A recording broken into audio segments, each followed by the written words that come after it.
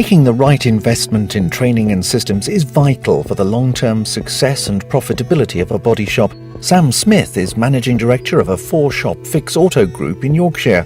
He employs 75 people at sites in Bradford, Leeds, Settle, and here at this 20,000 square foot site in Keighley. Sam recently sent one of his technicians, Graham Thompson, to attend 4 days of ECO's training in Welwyn Garden City. The purpose was to evaluate new eco equipment and techniques and to assess their likely value to Sam's business. Sam takes up the story. I decided to ask everybody, all our technicians, who was most keen to do it, because I wanted to send somebody keen.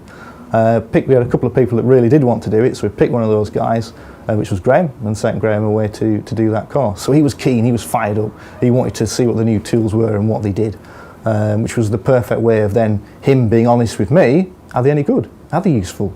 Will they be useful for us? And of course he came back and was blown away with them, and brilliant, absolutely superb, which is then good for me, because when I buy the tools and bring them into the shop, I've now got somebody who's going to be an evangelist, who's now going to promote those tools in the shop, rather than us buy the new bit of kit and then it gathers dust in a corner. Graham returned to Keighley with a clear idea of how he and his colleagues could use eco equipment and techniques to carry out consistently better and more profitable repairs. Graham came back, and that isn't the end of the journey. Graham's come back and he knows what he wants to get, so we now have to decide what tools he really liked, what he thought was really useful, and then make a decision as to what will be useful for us. It was really easy to do in this case, because I think everything that Graham had seen genuinely was useful, was good for us in some way, shape or form.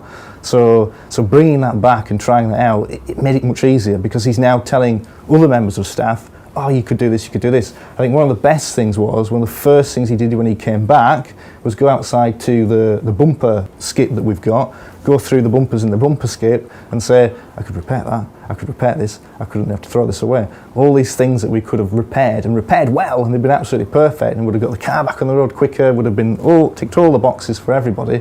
All these opportunities he was now seeing that he didn't previously see. So the training had given him that ability to see more repair opportunity, more use for the tool, which he couldn't do before with the tools he already had. As Sam makes clear, this approach benefits everyone in the repair process. The benefits for the business is that the vehicle can be repaired usually much quicker. We're not dependent on waiting for parts to arrive. It means that we can repair the original parts on the vehicle as well, which quite often is much better for the vehicle. It enables us to control the quality of the repair and gives us much more control over the whole process. It's also a lot more profitable because we don't have to buy any new parts. So we've no cash flow outlay, because quite often we'll repair a car, we'll have bought the parts, we may have even paid for all the parts before the car is finished, which puts us in, times that by 400 repair jobs a month, and that's an awful lot of cash flow difference. But if you're controlling the repair where you no longer have to buy that part, then of course it puts you in a massive advantageous position.